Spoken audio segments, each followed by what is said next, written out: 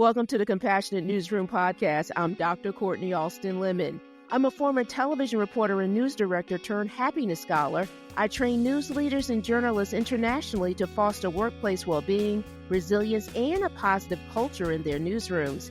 Every week, I'll bring you evidence-based strategies and inspiring interviews from news leaders, journalists, and experts worldwide who prioritize the mental health of their teams and themselves. Let's redefine what it means to lead with compassion in journalism, one episode at a time. Welcome back to the Compassionate Newsroom. Happy Wellbeing Wednesday. I'm Dr. Courtney, and today we're exploring a topic very dear to me, servant leadership, alongside someone who holds a special place in my heart. Joining us is a dear friend of mine of 25 years.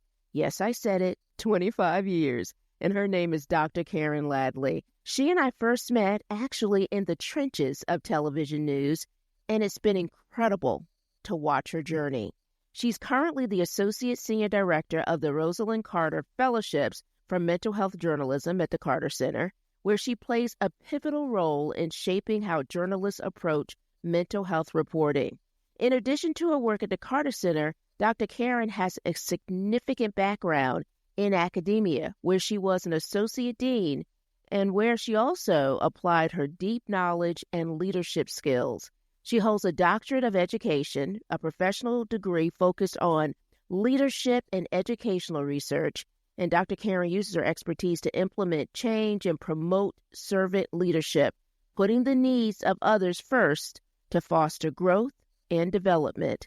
Well, today she'll share her wisdom and also as it relates to empowering us in terms of leadership that can help transform newsrooms, but it also helps across the board. Plus, we'll talk about our favorite subject, the pioneering work of our beloved former First Lady of the United States, Mrs. Carter. Let's dive in. Here I am with the amazing Dr. Karen Ladley. Guys, this person is one of my favorite humans. She and I have been friends for 25 years, and we're only 18. That's right. We met in television news in Philadelphia many moons ago. I'm so super excited that she is here in regards to her work, her incredible work with the Carter Center, and also to share levels of her journey to making the transition from being an anchor to now being a part of this global organization, a wonderful mission that she is leading in regards to, Mrs. Carter's pioneering efforts with mental health journalism. Karen, I'm so happy you're here today. Dr. Courtney Lemon, I am so happy to be here with you. I'm so excited about this work, this podcast. It just so beautifully blends in with who you are and how you feel and all the work that you do with the Carter Center and beyond and as an instructor. And it's just so exciting. It's so needed. Get ready to hear lots of love, guys. Many years of love. Yes, many years of love. So, one of the things that really stood out to me, thinking about our journey together and really all the various markets we both worked, but you in particularly, right, in terms of working in markets for reporting and also transitioning into anchoring. I am curious, before we kind of dive in to the wonderful work you're doing at the Carter Center, I want to talk about leadership with you. Who was one of your best leaders in television news, and why were they so effective? I hate to say this, but I don't know that I could pinpoint an effective leader in TV news. It wasn't until I moved into higher education, learned what servant leadership was, and really took to that because it's very much embodies who I am naturally. In that I want to, I worked in a TV station that was on your side, right? Back in the early 2000s when TV was, your journalists were shedding light on sort of an injustice for somebody. And I gravitated toward that work. I loved that work. But to a lot of what you and I know now today in journalism, that servant leadership is not often seen in the hierarchies of news, right? We don't see a lot of, except for present company excluded, we don't see a lot of news directors who are worried about their journalists. I didn't see a lot of that. I had transitioned into motherhood in the newsroom, and that was quite a wake-up call for me. There was not much understanding or care. So, I had that horribly sick child, hospitalized child, and called into work to say, hey, I just can't come in. I haven't slept in X amount of hours. My son was in the ER last night. We're home now. Okay, well, come in tonight. You don't need to come in right now, but come in later. I'll just switch you with someone, Wow. So that was my experience. And that's what actually took me out of the business and into higher education. And that's where I really learned what it took to be an effective leader, how you can balance having your company or your business in the black, but also caring about your employees, right? And I think that's so different than what I experienced in the newsroom. I did not experience really effective leaders. In fact, I would say a large amount, most of the news directors and general managers I worked under would qualify as not very, very, very good managers at all. Yeah, that says a lot. I really treasure your honesty in terms of that, because I think it says a lot about many variety of different experiences. It also says a lot about what we can learn from them, because one of the things that Dr. Karen and I have in common is making that transition into higher education. And we always value what we can replicate and how we can really begin to learn. I'm really grateful that you shared that, because one of the things about you, you're a powerhouse when it comes down to leadership.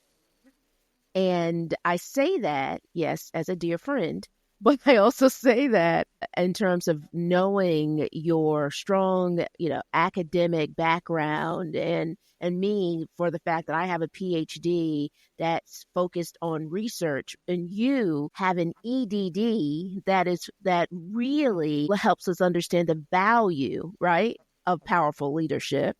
And that's one of the things I will say when people, oh, your PhD, and I go, yeah, thanks. But I will admit, I'm really proud of my MBA.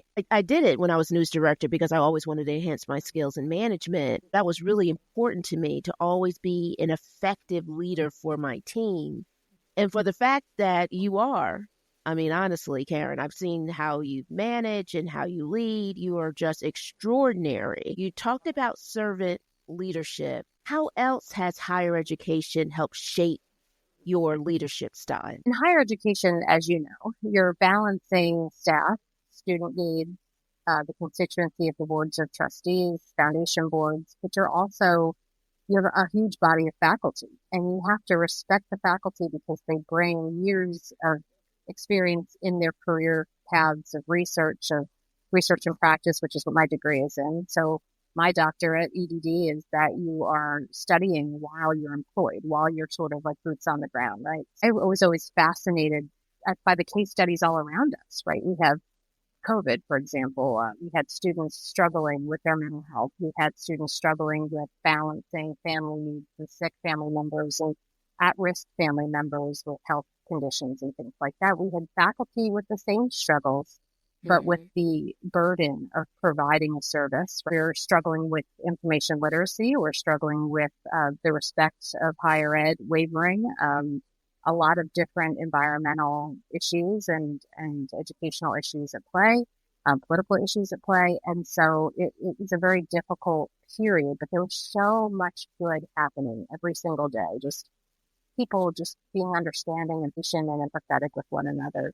Students sharing things because now we could see into each other's homes, right, for a while. Just really coming to the table very humbly and empathetically and working together on solutions. And so I studied that. I actually studied the relationships between the faculty and the students during that time. And there was a real correlation, of course, in qualitative research, you can't show causation, but there's correlation. And so there was a real correlation between the faculty who were honest and open and providing many channels of communication and access, and the students who were successful. And that was between many different surveys, focus groups, faculty journals. I had them journaling, but it was really neat to see that. And so that's, I think, what I learned is, we can all come to the table and we can have high expectations and we can have those requirements, but what really the secret sauce to me is that open communication. And so I try and bring that into every environment that I go to. At the Carter Center, we work with so many partners. And I think that's really, there are many, many things that set Jimmy Carter aside in such a high regard in everything he's done, especially post-presidency with the Carter Center and Mrs. Carter.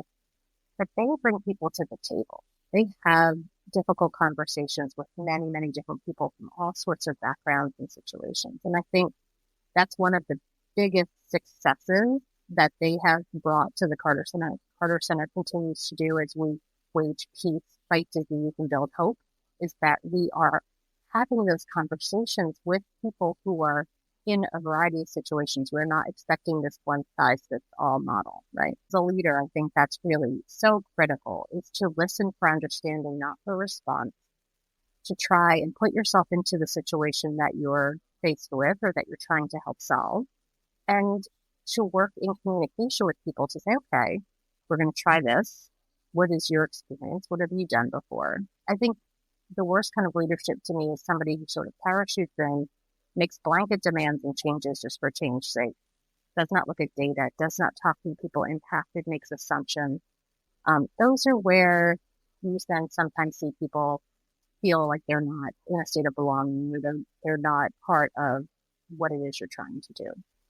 So I think that's true servant leadership, is to come to the table and say, hey, this has been my experience with this situation before. I do have this experience, but you also have my respect because this is impacting you. So how can we bring those two worlds together? And what is it we can do to get to that common finish line that we both want for you? And so that's one reason why I'm just finishing up my first year at the Carter Center in October. So I'm now at that 1 year mark, and I can say that is such a great feeling, is even when our funders come to the table, or we're meeting with partners, or we're partnering on a new initiative, it's so wonderful that people know that, first of all, we're invited to that space and that we are there to engage. We want to hear that back and forth communication. We want to work together and have that synergy so that we get to that end goal more quickly. Everybody's on board. We're all part of that solution. Karen, as you're sitting here sharing, I thought to myself, this is so much wonderful information in regards to a manager, especially a new manager that's listening and is trying to understand how to go about being effective. And one of the things that you shared, which I feel should be on a wall, or maybe a t-shirt, or both, or a hat, that is listening not for response. Talk about that. Just not simply just, hey, I'm listening, but I'm listening to respond, but actively listening so that person feels seen. So with a new manager out there listening, what would you advise them to do in regards to making sure your team member feels seen? Yeah, I don't think it's 100% foolproof by any means. I'm not saying I'm the perfect manager by any means. I think it's a learning and growing process. But if you come to the table listening, truly listening to what people are telling you, and not immediately to respond, to shoot someone down, to stop that open dialogue, right? You come to the table, you come to a conversation. Let's take the table out of it. You come to a conversation and you say, I'd like to know X, Y, Z. Truly want to know that. And to truly want to know what that response would be, take notes, make mental notes, but engage in that conversation so that what that person is telling you has value. The worst thing you can do is say, oh, no, I already knew that. I already know what's going to happen no, you don't. You're making an assumption as to what they're going to say, or you're immediate. And we all have had those situations where you have a conversation, especially a heartfelt conversation with a supervisor, and you say, here's what's going on in my life. I'm taking this moment to be vulnerable and to open up to you and to share something with you. The least that person can do is just be silent and value that silence. I think that is something I've really learned as a manager too, is that you can get almost as much in those moments of silence as you can in those moments of talking. Because if you pause, someone's going to fill that void. And it doesn't have to be you. It can be that other person. And that sometimes is the biggest area of growth, is when you leave that space and allow that person to move into that space emotionally, be vulnerable and just say to you, here's what I need from you. In my experience in higher ed, my staff, they were with me for a very long time. And I credit that I left that space. Again, I bring it back to COVID because that was one of the most tumultuous times in higher education because there was so much change. But, if you were to say, look, we all need to move all these services online, and a lot of our staff were hesitant, there's a lot of growth in technology, and they might express a concern. If you immediately cut that concern off, you're not addressing it. You're not hearing it. You're not coming up with a solution. You're not working together. You're just immediately invalidating that. Allow them to express it. Remain quiet. Allow them to continue explaining what they mean and what context they mean it. Sometimes they just want to bounce something off of you to see if it's a valuable solution or a workable solution. And then speak, once you've fully digested that information. I on more than one occasion have said, you know what, we're going to pin this because I think I know how to solve this, but I'm going to do a little more research and get back to you. There's a lot of value in that as well, because you're showing that it's worth you taking some time to try and come up with a solution for that person. So you're investing your time, your resources, your bandwidth in that staffers. In my experience, that's been extremely valuable. And it's created bonds, that, you can't always give people raises. You can't always give them tangible things, but you can give them a piece of leadership. And so I think that's a lot of what is very successful with what, especially in today's day and age, and what people need from their employers. Absolutely. It's so important to show you care. It's interesting because one of the things that I just really value so much about Mrs. Carter is that quote that she has, you want to make the world a better place, is really show how much you care, right? And caring, and this is me paraphrasing that quote, but caring is so important. To me, it's almost a superpower of being a manager because, like you said, you may not be able to, depending on your resources, be able to provide the raise, or maybe certain things might be missing in terms of certain resources. But certainly as it relates to the humanization and the connection, making sure that we are operating on a level of care is so important. The two scholars that I greatly admire, who's written a book called Awakening Compassion at Work, calls caring a competitive advantage. And I love what you just shared. Yeah. We don't even think about that, right? In terms of the world we're in all the time. And I just love the fact that they shared that. Another thing that I really value, for those who may not know, I serve on the advisory board for the Rosalynn Carter Fellowships for Mental Health Journalism. So excited when Dr. Karen just talked about her being her year, because she's just been extraordinary. And one of the things that I think is so impactful is the mission, which is about strengthening best practices in regards to behavioral reporting. Can you discuss a little bit about how the program is, and then we'll transition in terms of the call? Absolutely. So this is Mrs. Carter's baby, the Rosalynn Carter Fellowships for Mental Health Journalism. It is the only program at the Carter Center that carries Mrs. Carter's name. Started it in 1996. So if you do a little quick math, we're almost at 30 years, which is remarkable for a fellowship. The fellowship has grown and changed a lot, but it still retains the initial call, which is to improve reporting in the mental health subject areas. So we want to help provide best practices and strategies for reporters in this work. I think mental health, especially the area of suicide, can be extremely intimidating for a journalist. Let's face it, you're often not expecting it to happen when you arrive on a scene. And so it's there's a lot of nuance and care that needs to be expressed, but you're also trying to do your who, what, where, when, why, and get those details of the story out.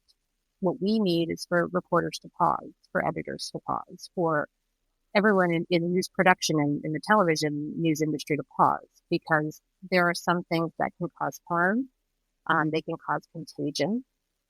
They can create a situation where someone else struggling with their mental health could make a permanent decision for a temporary problem.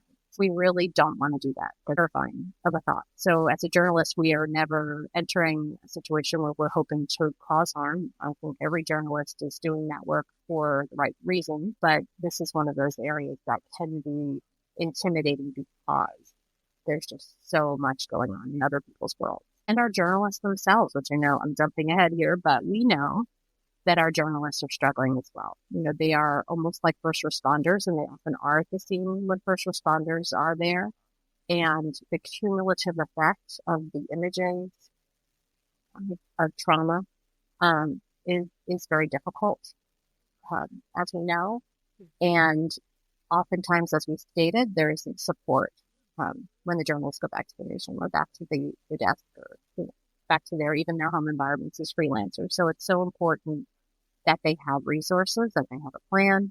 But it's also really important that we're training journalists to do this work well. We don't want to not report on it. That's not helping with stigma. Mrs. Carter's goal was to reduce stigma for mental health reporting. So we want to be able to talk about mental health reporting, mental health rather, in a very ethical and responsible way. But we want to talk about it because it's not something to be ashamed of. Every one of us has physical health and has mental health, and it runs a spectrum, right, at different times in our lives. But when there's trauma in people's lives and there's, uncared for mental health conditions, that's where we are concerned. We want to make sure that people know there are resources out there for them. The news reporters do a great job of sharing 988, of sharing different resources, of making people aware of therapies and the fact that there's parity, so that we should have the same level of insurance coverage over physical health care as mental health care. So very important that journalists are telling these stories. Absolutely. Absolutely. It's interesting when you were talking about minimizing harm. And one of the things I really value as it relates to the fellowship is every step of it. It's about minimizing harm. And I think it's so impactful. And also as it relates to, we often talk about words mattering. I think in terms of all those different levels. I mean, Mrs. Carter is just a pioneer. Gosh, her legacy, it's just incredible and so honored. I know the both of us are so honored to be a part of it. And so one of the things I also value is, and Karen kind of alluded to this, it's the importance of talking about how to responsibly be a better reporter when it comes down to mental health. But what I love so much about the Carter Center and the work that Karen is doing is the fact that we are also thinking about what it looks like in terms of a journalistic well-being element, right? The DART Center says that 80 to 100% of journalists face work-related trauma. And, this is part of the mission of this podcast, is really helping to share and to be able to provide resources to newsrooms.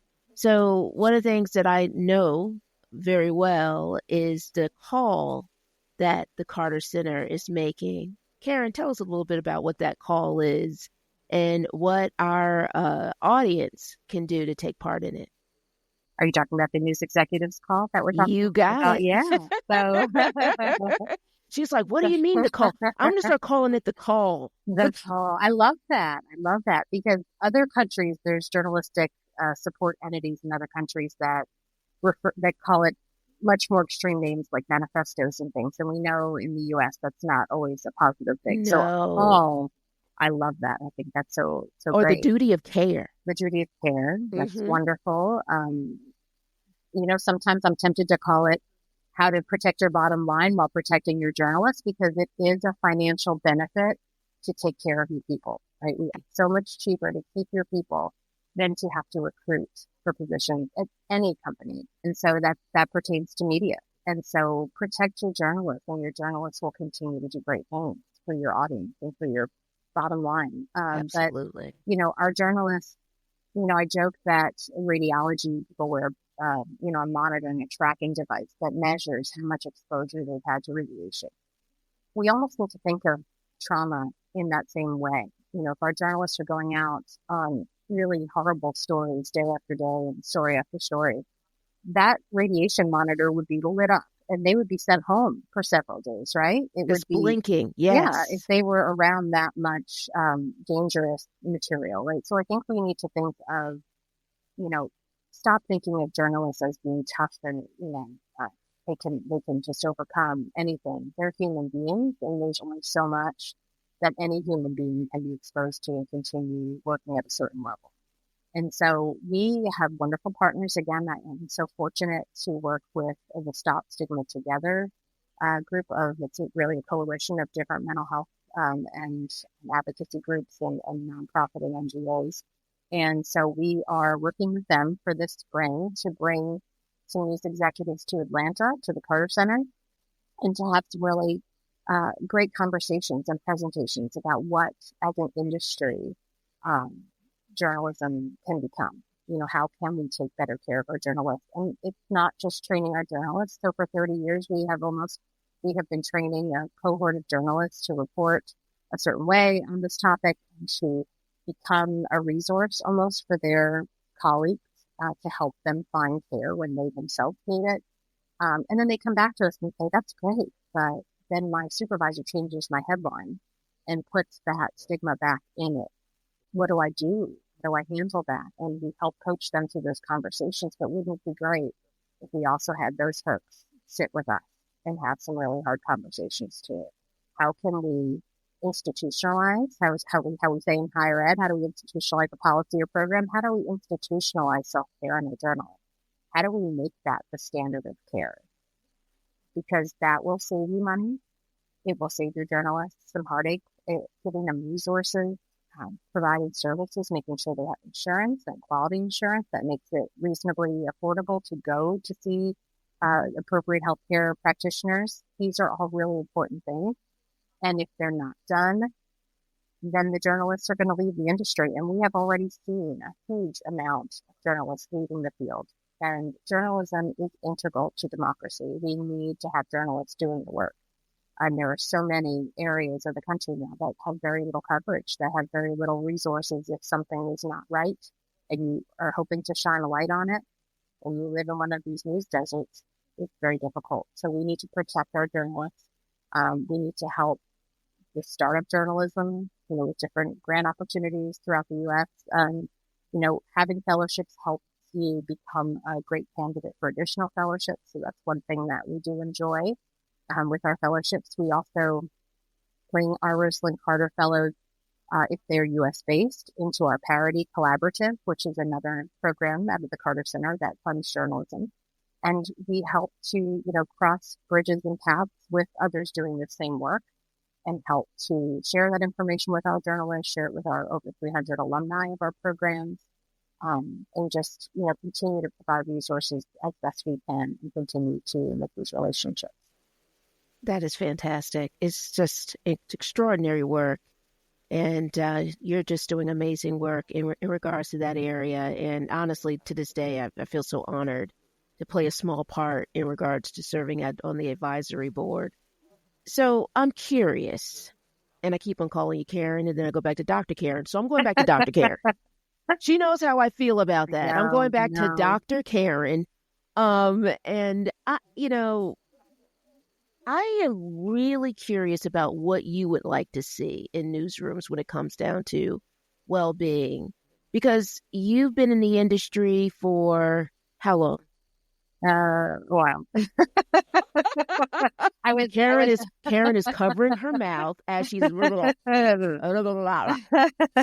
I was a journalist for 16 years, theologies, right, of both broadcasting, journalism, and writing, and education and mentorship. Been many decades, more than several. My whole professional career has been in the crossroads of education and dissemination of that education. This is what makes it so powerful, is the fact that you have had so many experiences, right, across all of these different elements in terms of industries, right, and from journalism now into nonprofit work and then previously higher education. What do you think an ideal newsroom looks like? What would you like to see when it comes down to a newsroom that is really making workplace well-being its heartbeat? I'd like to see empathy.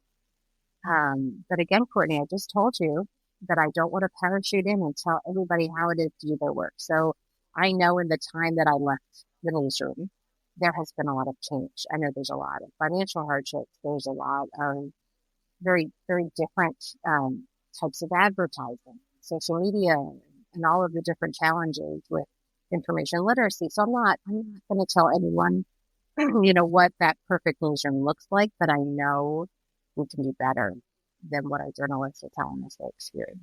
I know the burnout rate can be improved. I know the access to therapy can be provided. We know additional education and putting people in cohort types of learning modules, right? Bringing journalists together from competing maybe markets or even from other places in a fellowship kind of environment strengthens their resolve and their results. So some of those things exist in the research already, and implementing them is not very expensive.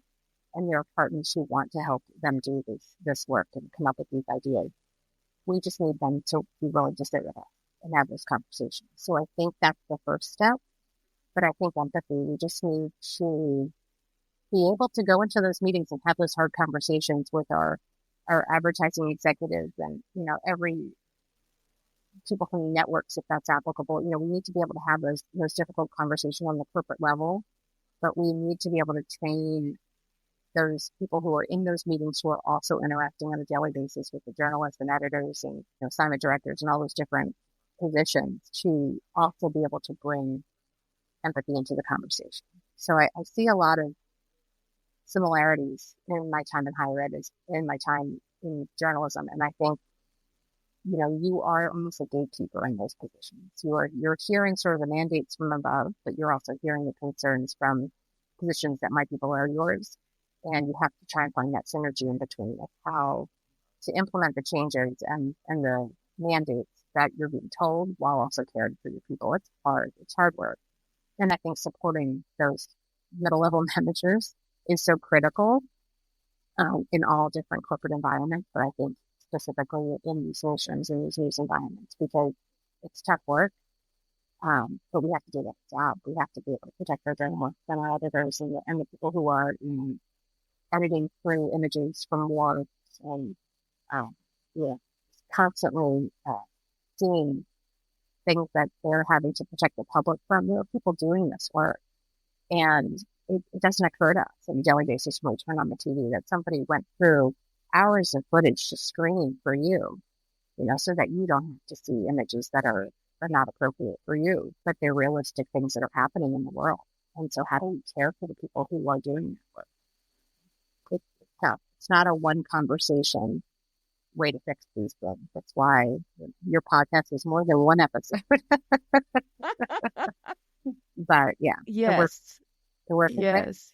Yeah, you're right. And hopefully what people will feel when they're listening to this podcast is a safe space to be able to hear some tips. But then also, I love what you shared in regards to even earlier, talking about, your management journey. It is ever evolving. And every dynamic, especially if you're a new manager, even if you've been a manager for some time, I think it's important to always give yourself that grace and understand the value of learning and saying, oh, okay, we had that conversation. Didn't work out as the way I thought, or maybe I could have handled it this way, or maybe I need to look at it very differently. That's the beauty of operating on a level of empathy, because empathy is yes, what we give to the world in terms of perspective taking, but then when we're operating in terms of self-compassion, we can learn to also be kind to ourselves. And I think that's just as important in regards to how we are kind to others. So I'm curious about one more question. Although there's a part of me that never wants to wrap this up, but I know we do. I mean, this is what happens when Karen and I are together. We talk forever. So I'm curious, because I asked this of everyone, and this is going to be the running theme with the Compassionate Newsroom. And that is pulling all of these wonderful experiences from guests and then having them also define what they feel compassionate leadership is. So I'm going to have you put on your researcher hat and also kind of dive in terms of some of your lived experience. What do you define compassionate leadership? What does that look like to you? It is a multifaceted approach for sure. It involves active listening. It involves servant leadership. It involves putting people over workplace. And I think it looks different for every workplace and it looks different for every person. But I think it's just a refresh on the model of, feeding the beast of the news industry and at the detriment of your people. That's not going to work anymore. It's just not where we are as a country. And I think we also need to be aware. It's a level of awareness. It's incumbent upon the management to look around and say, well, here's our environment now. And I need to prepare my staff and provide retreats and provide breaks and provide higher ed or professional development or something that continues to help them grow, enrich, and heal from all of this other stuff that they're exposed to on a daily basis. So I think a compassionate newsroom may be in and of itself different from the next compassionate newsroom, but I think the commonalities between them are active listening, servant leadership, empathy, understanding. You don't have to be a bad person to supervise people. You can be a good person and still hit all your goals and still knock that strategic plan out of the park, and I think it's actually easier because when your people follow you during times of peace, they follow you during times of trouble. And you have to build those relationships in your times of peace so that when a pandemic hits again, or, you're covering stories in a really dangerous and dark time, there's that resilience to carry you through. People will trust you.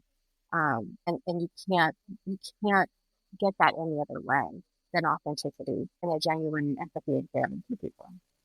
Absolutely. I love that. One of the things I really treasure, there was a lot of T-shirt moments in terms of, that might be a great T-shirt. And that when you said you value people over the workplace.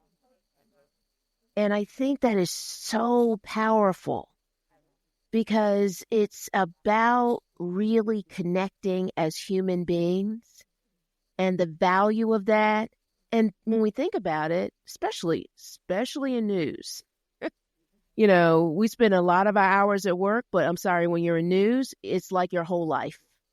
It's not simply, I tell people all the time when they ask me about, when I worked in news and they go, oh my gosh, how was it? I said, it's a lifestyle.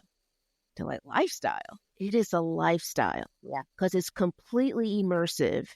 And so I really treasure that you talked about the value of going back to what is so important and also going back to Mrs. Carter. It's the importance of valuing people and care. Dr. Karen Ladley, thank you so much for being here today.